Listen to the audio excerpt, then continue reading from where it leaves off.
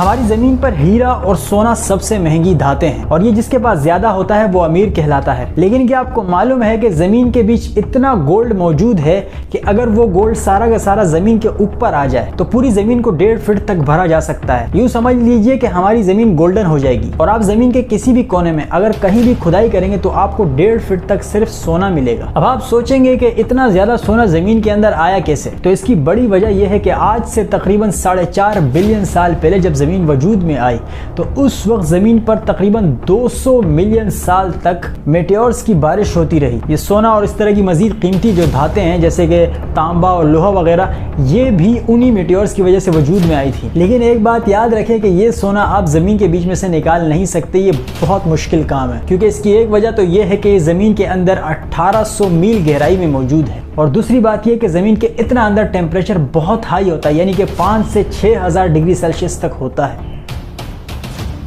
आपने आज तक बाज यानी कि फैल्कन या हॉक की बहुत सारी तारीफें सुनी होंगी, यानी कि उड़ान ऊंची है, नजर तेज है और शिकार बड़े करता है। लेकिन क्या आपको मालूम है कि ऑस्ट्रेलिया में ऐसे बाज हैं कि जो जंगल में आग लगा देते हैं। जी हाँ, यानी कि पूरे जंगल को राख बना देते हैं। और इस हिसाब से अगर देखा जाए तो ये जंगल का खतरनाक तरीन परिंदा है जो सारे जानवरों को इकट्ठे खत्म कर सकता है। लेकिन सवाल ये है कि कैसे? क्या ये मुंह से आग निकालता है? ऐसा क्या करता है कि इतनी बड़ी आग फैल जाती है? इस बारे में जब रिसर्च की गई तो मालूम हुआ कि बाज असल में मुंह से आग नहीं निकालते, बल्कि कोई जलती हुई चीज कहीं से उठा लाते हैं और वो आग फैला देते हैं। चलो ये तो मालूम हुआ कि वो आग मुंह से नहीं निकालते बल्कि कोई चीज लाकर फेंकते हैं, लेकिन ऐसा वो करते क्यों हैं? मुकम्मल तहकीक ये बताती है कि बाज ऐसा तब करते हैं कि जब मौसम गर्म होता है और बारिशें हुए हुए काफी अरसा गुजर जाता है और इन्हें शिकार नहीं मिलता, तब छिपकलियां, चूहे, सांप और कीड़े मकोड़े वगैरह कोने खांचों में छुप जाते हैं और तब बाज को शिकार करना मुश्किल हो जाता है। लेकिन बाज की सिर्फ आंखें नहीं बल्कि दिमाग भी तेज होता है। उसको मालूम होता है कि मेरा शिकार जमीन के अंदर छुप गया है और ये जमीन से निकलेगा तब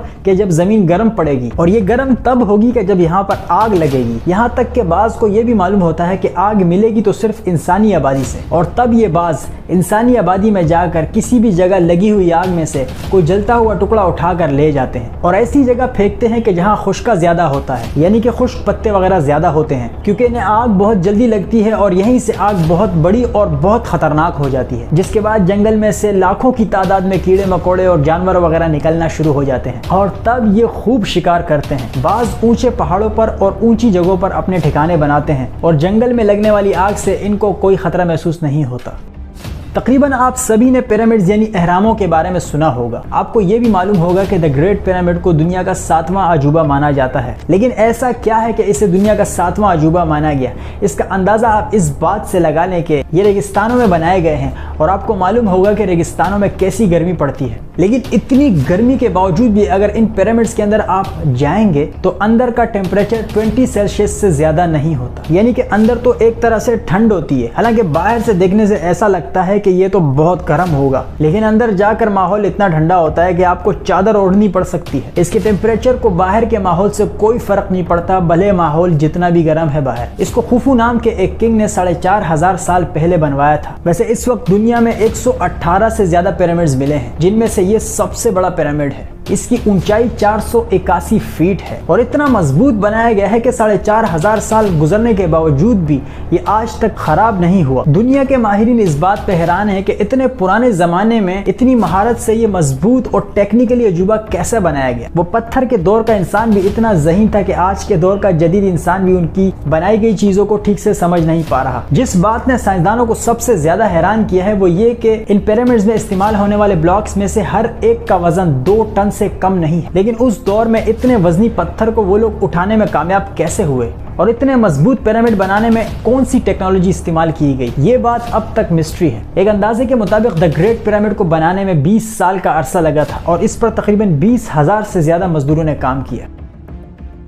ये पिंक कलर का पानी जो आप देख रहे हैं ये आर्टिफिशियल नहीं है, बल्कि ये एक नेचुरल झील है जिसका पानी पिंक है। इस झील का नाम लेक हिलियर है और इसका शुमार दुनिया के खूबसूरत तरीन मुकामात में से एक में होता है।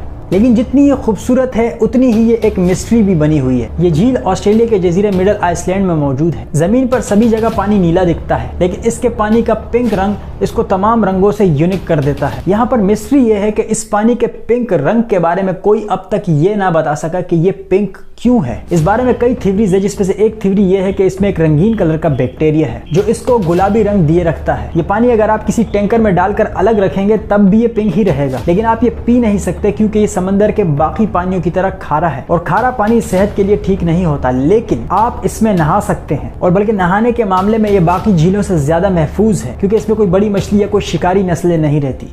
वीडियो पसंद आई हो तो वीडियो को लाइक कर दें और इस तरह की मजीद इंटरेस्टिंग वीडियोस के लिए चैनल को सब्सक्राइब कर लें।